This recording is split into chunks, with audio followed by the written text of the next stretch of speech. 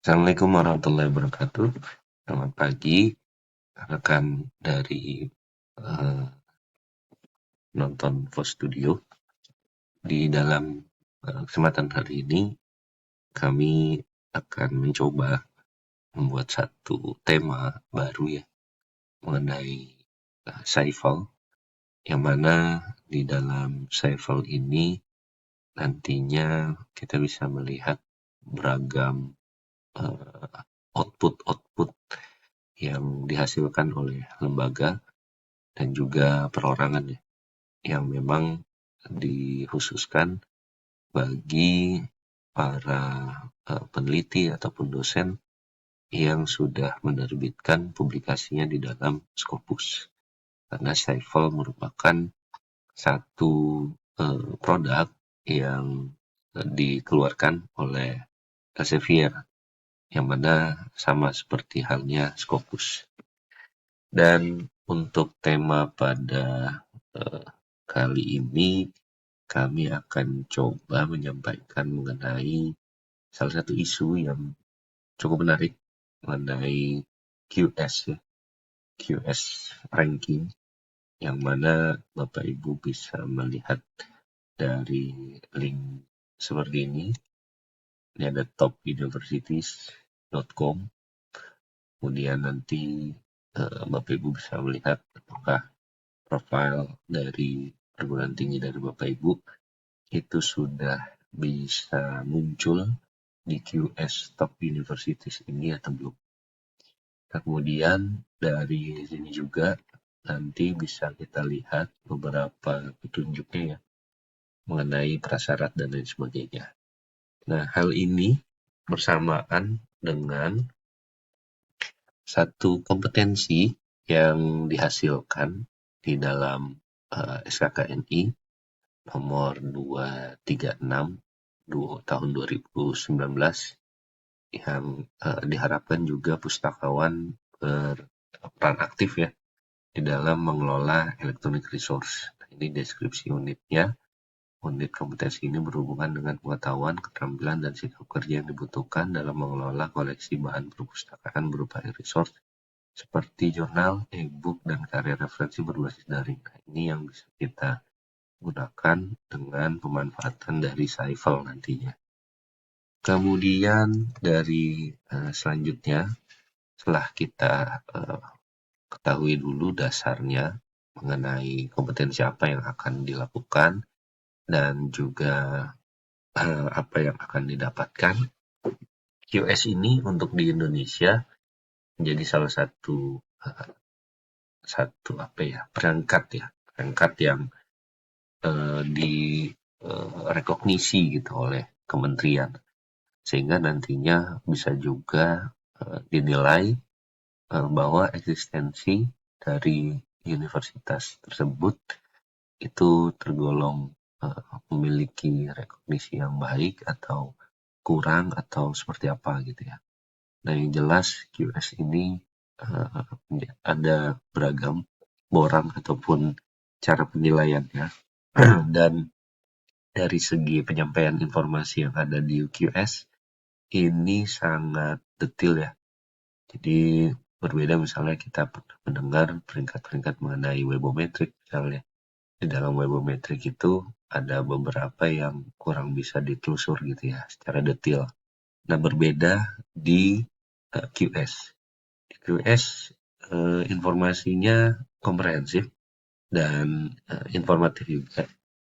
Nah, di sini rekan-rekan bisa melihat ini ada academic reputation sebesar berapa untuk besaran penilaiannya, kemudian employer reputation, faculty student ratio, citation per faculty, international faculty ratio, international student ratio, international research network, employment outcome, kemudian sustainability.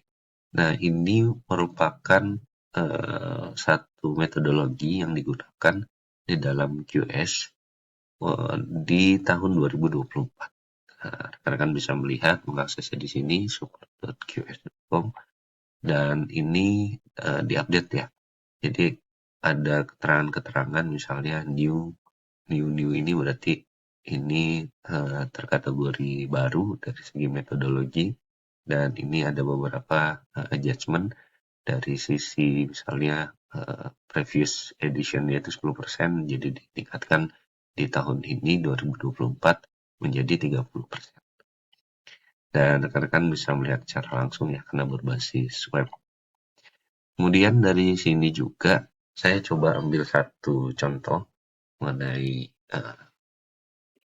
profile yang ada di Indonesia yang sebelumnya kita sudah lakukan pemeriksaan terlebih dahulu di dalam satu pencarian ya dengan menggunakan QS. Nah, ini QS-nya. Kemudian kita cari regionnya Asia, kemudian teritorinya itu country-nya adalah Indonesia, dan ada 126 hasil yang didapatkan ketika kita mengakses di dalam QS ranking. Nah, kemudian dari situ juga ketika kita klik di salah satu hasilnya yang paling bawah di dalam pemeringkatan tersebut, hasil pemeringkatan yang kita telusuri dalam topuniversities.com itu adalah Universitas Mataram. University of Mataram. Nah, ini yang coba kita eksplorasi lebih jauh dan kaitannya dengan Saiful nanti. Nah, dari sini juga rekan-rekan bisa melihat ya, sudah masuk di dalam satu profiling di topuniversities.com, dan ini bisa dilihat beragam definisi, kemudian output, kemudian apa-apa saja yang memang sudah dilakukan oleh tim dari Universitas Mataram. Tuition fee-nya bisa terlihat, ranking dan ratings-nya juga.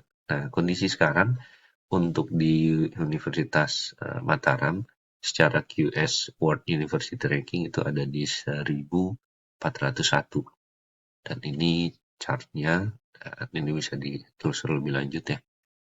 Nah, kemudian dari sisi ini juga, ini bisa kita lihat beberapa hasil yang didapatkan untuk academic reputation dinilai 4,9 dan lain sebagainya.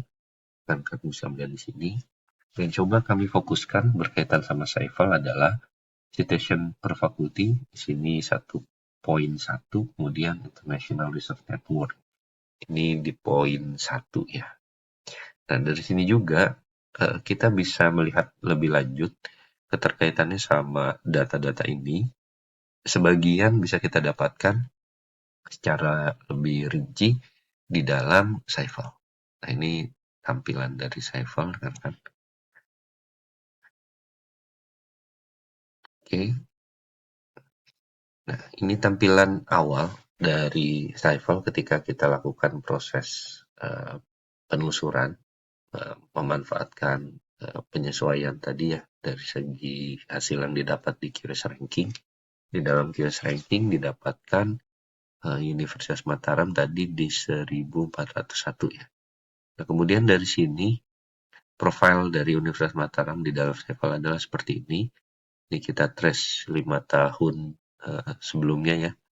Dan di dalam metodologi juga disebutkan ada beberapa yang kaitannya sama 5 tahun pengambilannya. Dan dari sini kalau kita lihat lebih dalam, lebih komprehensif, rekan-rekan bisa melihat ini ada beragam input-input yang bisa didapatkan dengan pemanfaatan dari Saiful. Nah, misalnya seperti ini, publication share by subject area misalnya. Nah, ini yang menarik, ini cukup merata ya, tidak ada yang mendominasi dari subjek-subjek. Kemudian dari situ juga kita bisa melihat yang kaitannya sama ranking yang ada di QS. Ini misalnya performance indicator. Nah, dari sini bisa dilihat sebesar 10,4, dan ini bisa kita analyze dari hasil-hasil yang didapat pastinya. Dan khusus untuk QS, rekan-rekan bisa melihat di sini di bagian ranking. Nah, kemudian di sini ada beberapa nanti yang mungkin bisa kita sesuaikan ya dari segi sesi penyampaian. Di sini ada THE, kemudian ada QS. Nah, khusus untuk yang QS, kita bisa melihat secara spesifik di Cypher, bersamaan dengan dua instrumen yang keterkaitannya dengan data-data yang ada di dalam Scopus dan ditampilkan di dalam Cypher, yaitu citation per faculty dan juga International Research Network. Nah, ini citation per faculty-nya, kan bisa melihat, ini clear ya, sama antara data yang ada di Universitas Mataram di dalam topuniversity.com. Ini bisa dilihat. Dan ini juga sama. Jadi memang apa yang tersampaikan di dalam ranking tersini, akuntabilitasnya bisa dilihat dan juga transparansi dari segi datanya juga bisa kita telusur lebih dalam. Dan dari sini juga bisa kita lihat lagi ini satu citation per fakultinya, dan dibuat beberapa sub ya, antara art and humanities, engineering and technology, kemudian life sciences and medicine, kemudian natural science, kemudian social science and management. Nah, ini yang dilakukan proses formulasi di dalam Cypher, dan inilah yang nantinya menjadi satu baseline yang digunakan di dalam ranking dari QS. Nah, ini hasil yang didapat 1.1.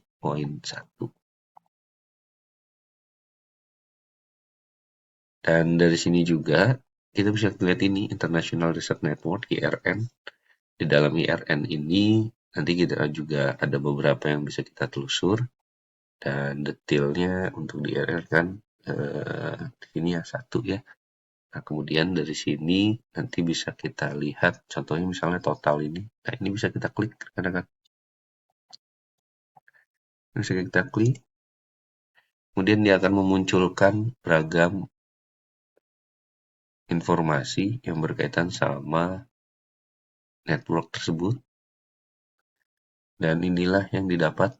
Jadi dalam bentuk kolaborasi di dalam International Research Network-nya, Mataram University ini bisa dilihat beragam keterlibatannya dari beberapa dosen ataupun peneliti yang masuk di dalam alma maternya mereka. Nah, ini misalnya ambil contoh yang Sebayang ini. Kemudian kita bisa klik ini untuk melihat lebih lanjut view in Scopus ya. Untuk view in abstract ini bisa kita trace juga seperti ini. Kemudian untuk yang di Scopus nanti kita bisa melihat lebih lanjut. Nih.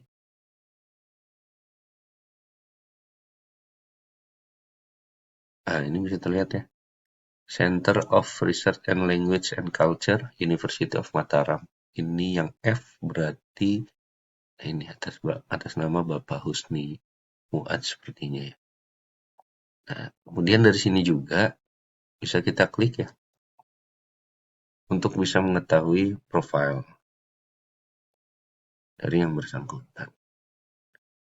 Jadi terbuka dari beragam datanya dan bisa dilakukan bentuk validasi, sehingga memang QS ranking ini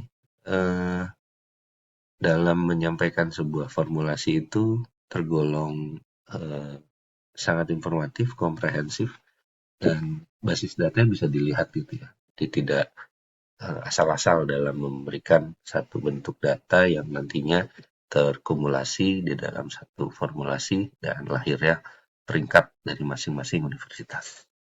Demikian satu informasi yang bisa kami sampaikan berkaitan tentang perbandingan dan juga keterkaitan antara QS ranking dan juga keterkaitan dengan Cypher.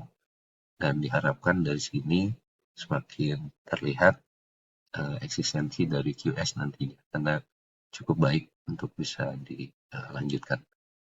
Demikian dari kami. Assalamualaikum warahmatullahi wabarakatuh.